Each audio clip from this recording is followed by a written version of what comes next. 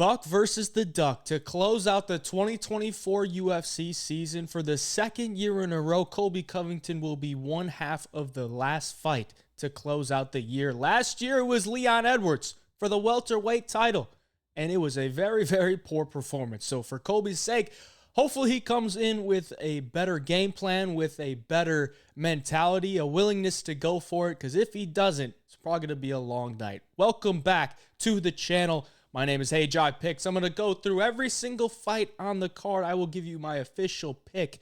Your gun to your head. The cartel is waterboarding you, saying, give me a pick. Your life is on the line. Who do you think's going to win this fight? We got a good lineup of fights to go through. And last week we did all right. I think we went 11-3 on picks. There was only 2 underdogs that came through. I managed to pick one of them, so that's nice. But this card, there's a lot of big favorites. Last week there was a good amount of big favorites, but this card, not as big, but there is a good amount of sizable favorites. So we will make sure to let you know that. But at the end of the day, these are picks and not bets. Very, very different. Let's scroll all the way down to the bottom.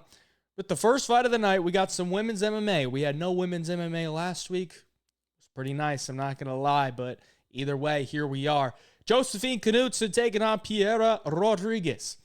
So I wasn't able to put out the early picks this week because I was in Las Vegas at the event. And this week I will be at the event again at UFC Tampa. So here I am, no early picks, but official picks. Piera Rodriguez comes in here as the underdog.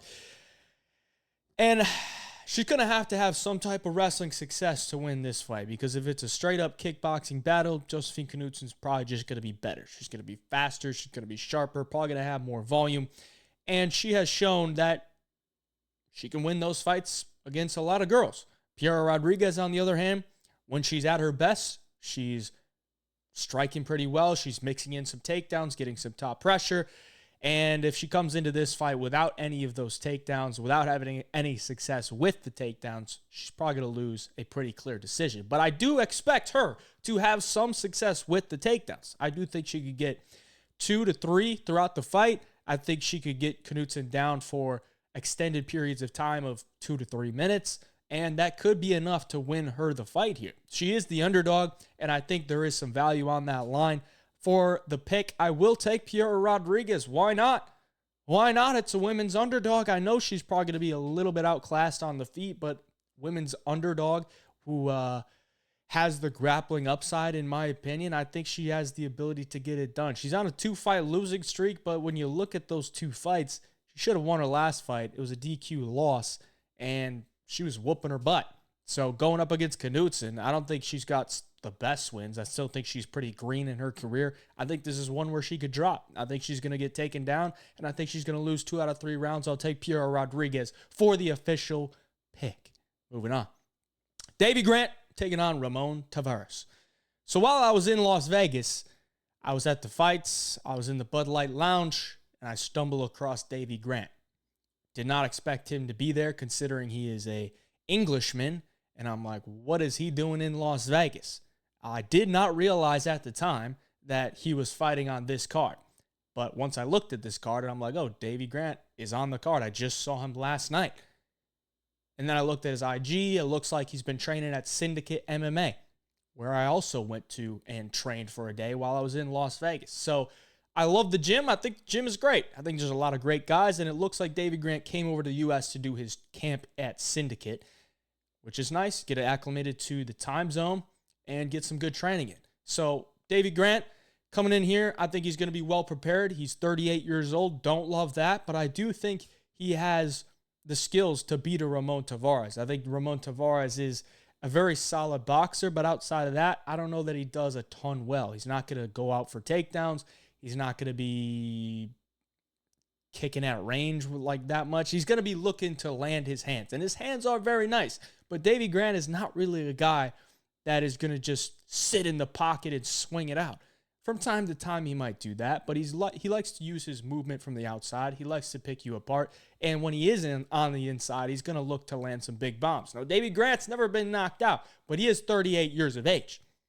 So could it be the time that he gets knocked out? Possibly. But I think overall, Davey Grant's going to be the better fighter here. I don't think Ramon Taveras has had a step up like this I think this will be his biggest step up. I mean, he goes from Sarahi City, who I don't think is the greatest fighter, and it should have lost to Garrett Armfield. It should be 0-2 in the UFC. To Davey Grant. Davey Grant's a pretty long-time veteran who has a really solid skill base to win fights. So I think Davey Grant gets this one done. He'll be the official pick for me. I guess he's a slight dog, so I'm going 2 dogs right off the bat. We'll see how that works out, but I like Davey Grant this week. I'll take him. Moving on. Miranda Maverick taking on Jamie Lynn Horth. Nobody asked for this fight, but here we are. Miranda Maverick, big favorite. Is it warranted? Maybe. Probably not, because it's Miranda Maverick and she's not some world beater, but she does have the ability to get the fight to the ground. I think she will be able to get the fight to the ground here against Jamie Lynn Horth. I don't think Jamie Lynn has the greatest skill set. She's just big and strong. And I think Miranda might struggle a little bit with that physicality to start off, but I think her technique and her skills will take over as she gets more comfortable. Once she feels that physicality, she's going to pick the single leg, get her down, drag her down, get some top control. And I think Miranda Maverick will win this fight. She's a big favorite. Not saying anything too crazy there. Miranda Maverick will be the official pick for me. Jamie Lynn Horth getting out-grappled by Ivana Petrovic in many scenarios. Not really the best look. So I think Miranda Maverick can probably get her grappling success going in here. Maverick is the official pick. Let's move on. Featherweight bout. Miles Johns taking on Felipe Lima. Miles Johns has been a little bit of a dark horse for me over the past. And there was going to be a time to fade him. And I thought it was going to be the last time out against Douglas Silva de Andrade, because Silva de Andrade is fast, explosive, and very strong. So I thought he could match all that with Miles Johns. But Miles Johns just has this ability to where he's in the octagon and his opponent doesn't want to do anything. I don't know what it is, but every time somebody's in the cage with Miles Johns, they're just extremely gun-shy on the feet. They can't get takedowns. They must feel the power that he has in his hands, the physicality that he imposes, and they get a little scared. So that's my worry with Felipe Lima. Lima's a guy who just came into the UFC, got a win, very impressive, short notice debut, and he pulled off a little bit of an upset there. I know the line wasn't too wide, but it was a nice performance from him, and he showed a lot. He's on a very long win streak. He comes in here as the favorite over Miles Johns. I think that's getting a little bit greedy, honestly. I think Felipe Lima is a solid fighter. I think he's got really solid wrestling, really dynamic striker. Not that he's super polished, but he's going to use a lot of movement, going to be in and out. And I think that could pose some troubles for Miles Johns, because Miles Johns is a very stationary guy. He's going to stick to a jab, stick to a 1-2, probably try to mix in some cage wrestling, maybe try to get you down. He doesn't have the greatest takedowns, but he is very strong once he gets you up against the cage. He's probably going to try to lull you into that fight where it's just slow pace and he's just barely beating you. And I don't know that Felipe Lima is going to fall into that trap. I think Felipe Lima will continue his striking from the outside.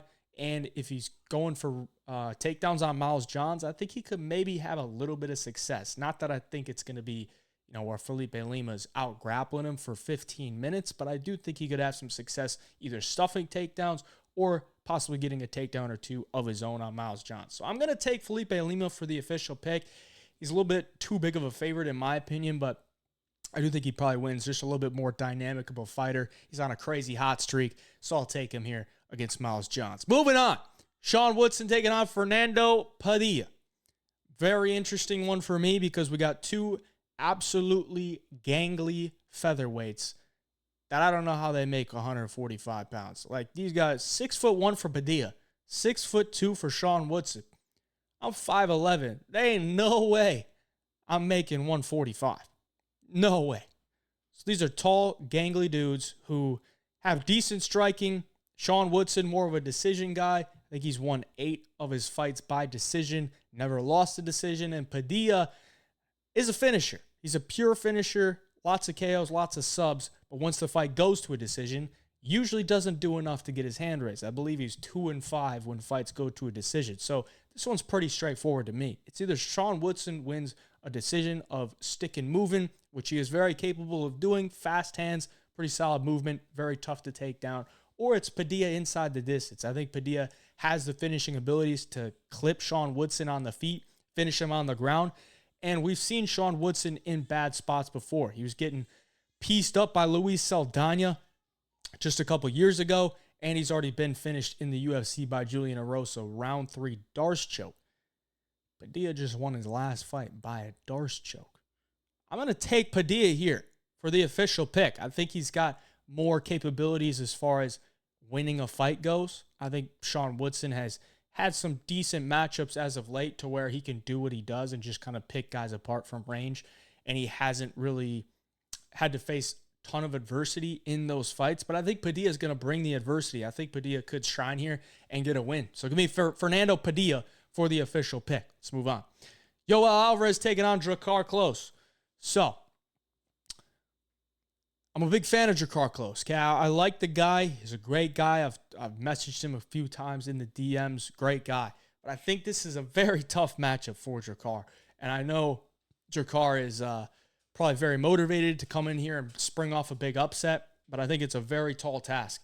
I just don't know how he's going to beat Yoel Alvarez. I think Yoel Alvarez, for one, he's massive for the weight class. He's going to be a lot bigger, a lot taller, a lot longer. So striking at range, I don't see that going very well for Drakkar in this one, with the way that Joel was striking with Alvarez Brenner his last fight showed me a lot.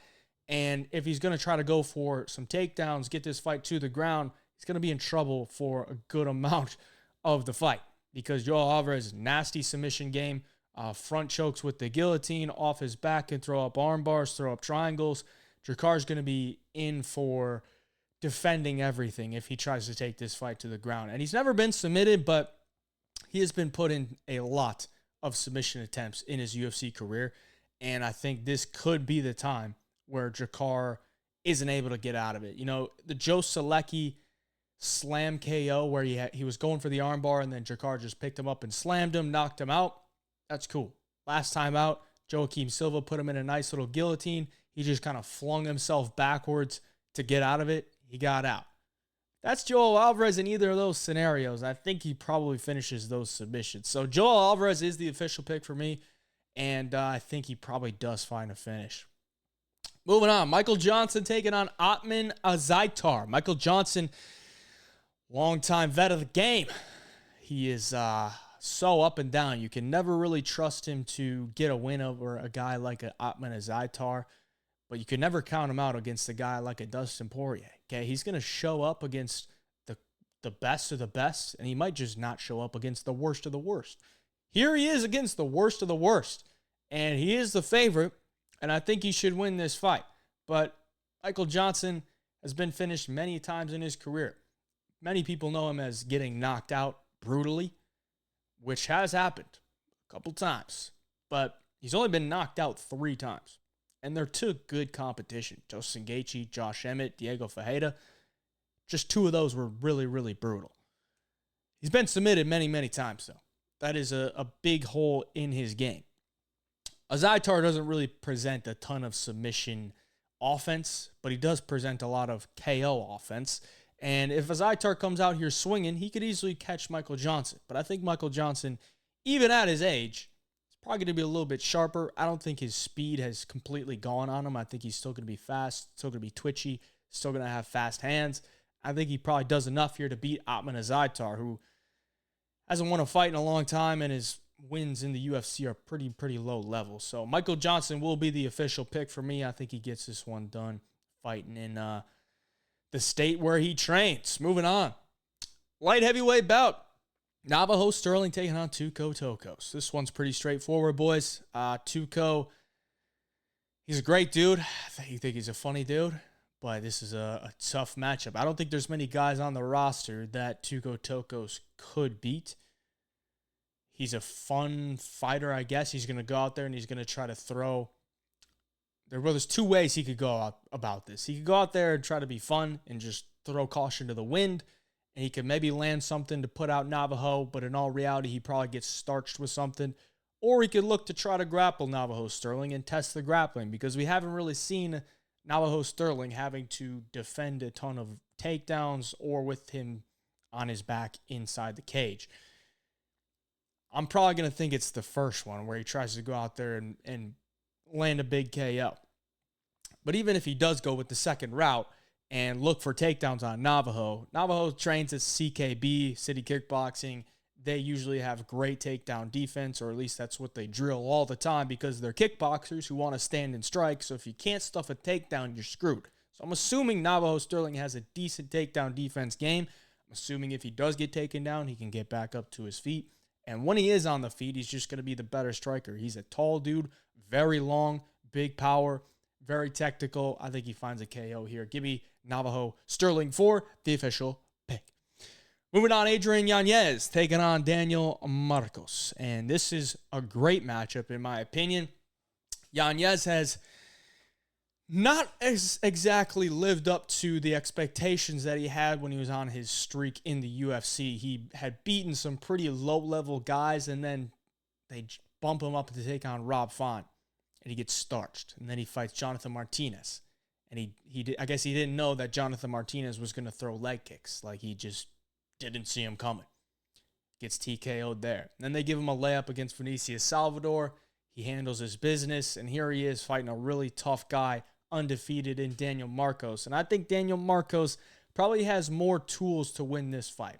But the thing is with Yanez, once he gets inside that pocket and he starts unleashing those combos, he can knock out a lot of guys. And I think if Daniel Marcos wants to win this fight, he's going to have to avoid those exchanges. I think if he does, he can win this fight. He's going to be better at range. He's got more tools in the toolbox. I think his kicks are going to be a very big factor in this one, just considering Yanez doesn't really throw a lot of kicks, nor does he defend them. So front kicks, leg kicks, spinning attacks from Daniel Marcos. And I think you just keep him at range, use your movement. He does have pretty solid hands as well, and he's never been knocked out. He's undefeated. So I'm going to take Daniel Marcos for the official pick, and I think he probably wins a decision here. Moving on. Vitor Petrino taking on Dustin Jacoby. Jacoby might be cooked. He might be cooked at this point in his career. I mean, he is no doubt the better striker than Vitor Petrino. Vitor Petrino is not a good striker. Like, he's just very tall. I mean, he's not really that tall, but he's just very imposing, very strong looking. He's like a bodybuilder. He's like a bodybuilder that, took some striking classes, and he's got big power, but it's not very technical. He's got a nice little solid jab, a nice little left hook, but he doesn't really throw much. He's pretty low volume on the feet, and he kind of just stands there looking menacingly. And then Dustin Jacoby is a world-class kickboxer. Fought in glory, very solid low kicks, good volume. It's just the fact that his durability has kind of gone out the window lately. I mean, he was getting dropped in almost every fight until he finally got knocked out by Dominic Reyes his last time. And at this point, it's going to be tough to trust that he has much durability left in him. But he's going to be the better striker on the feet. The thing with Vitor is so damn strong, so damn imposing that Jacoby's probably not going to be wanting to throw a ton of volume out there just for the fact that Vitor could throw one left hook out there and put his lights out. But even if he doesn't, Vitor could probably mix in some takedowns, get him down to the ground, where Jacoby is he's a kickboxer. So he hasn't really had this tested too much in the UFC. Not a lot of guys are looking for a ton of takedowns on Jacoby.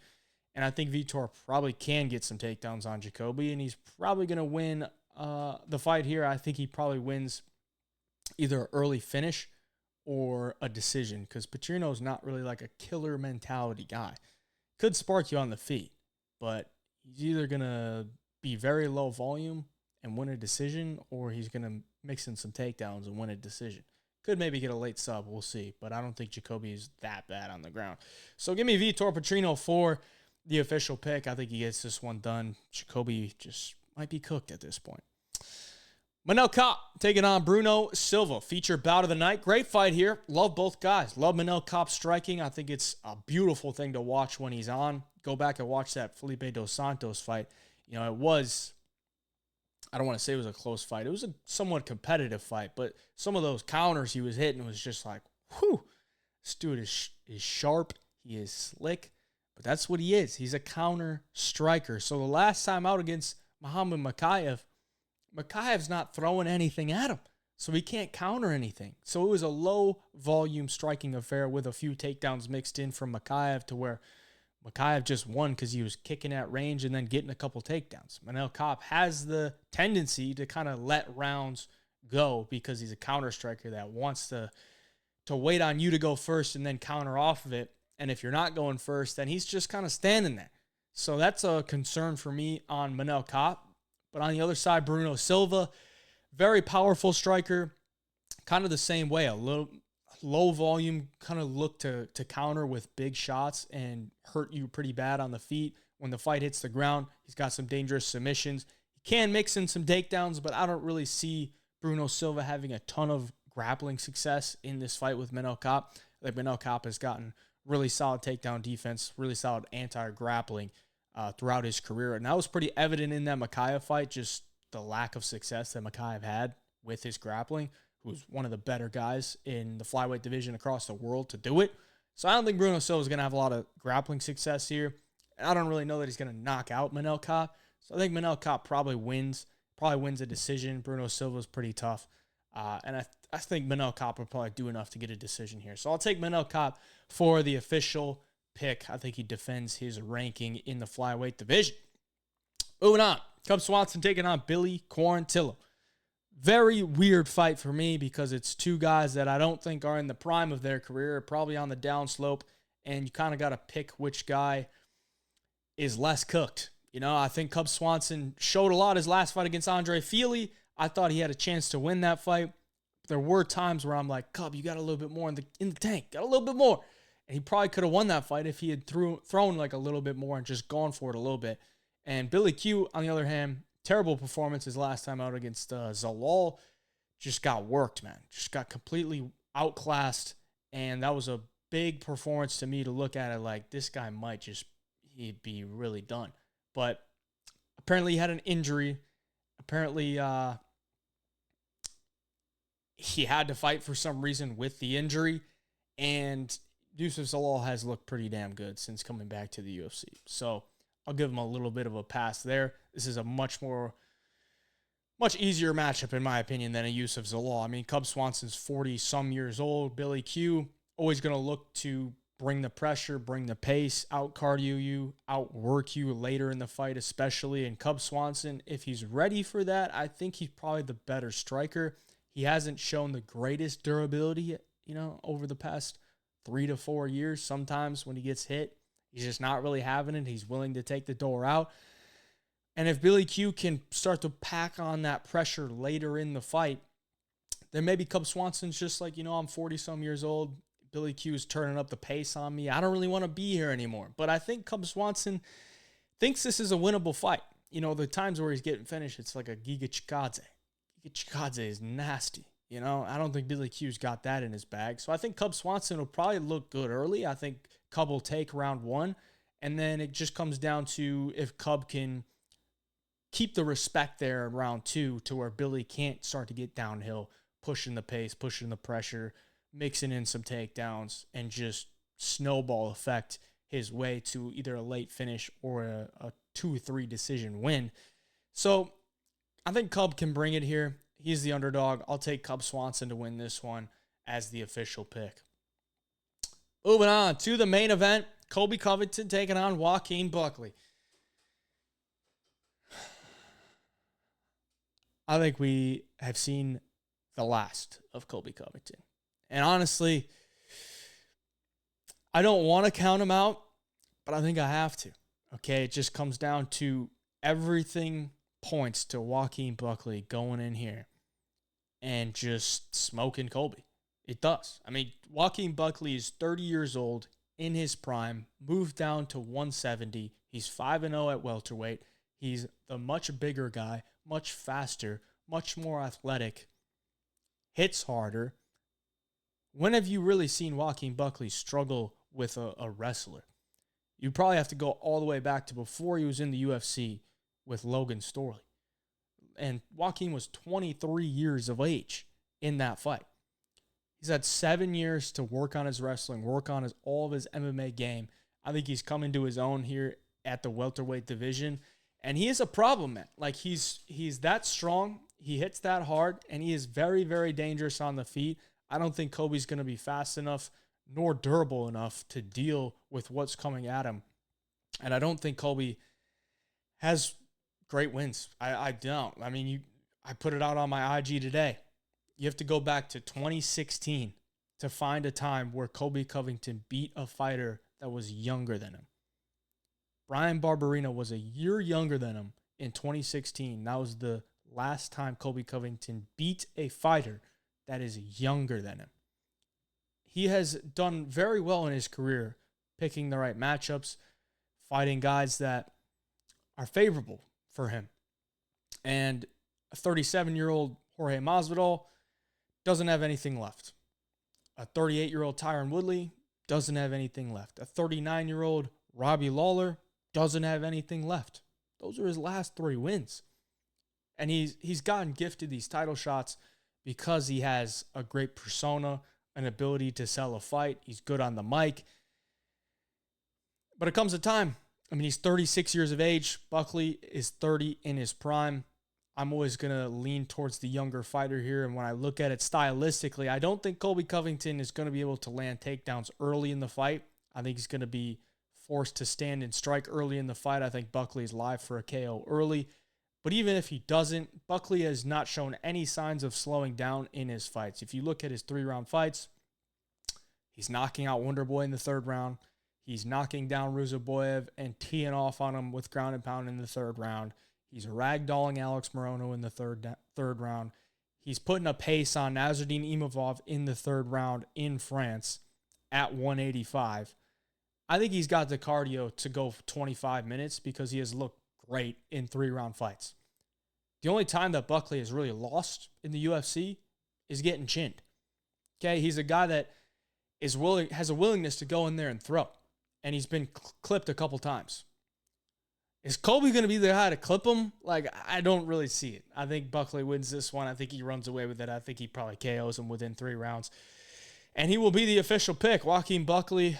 I'm all in on Buckley this week. And hopefully Colby can take another loss to end the year in 2024. And hopefully we can cash out. I appreciate you for watching. Those are the picks for UFC Tampa. I'll be there in attendance this Saturday. I'll be driving to Tampa on Friday, putting a bunch of big plays in. Looking forward to it. Stay tuned for the Best Bet show on Friday or Thursday night. We'll see whenever it comes out, whenever I cook it up. But appreciate you for watching. Like and subscribe for me. Till next time, hey, Jai Picks.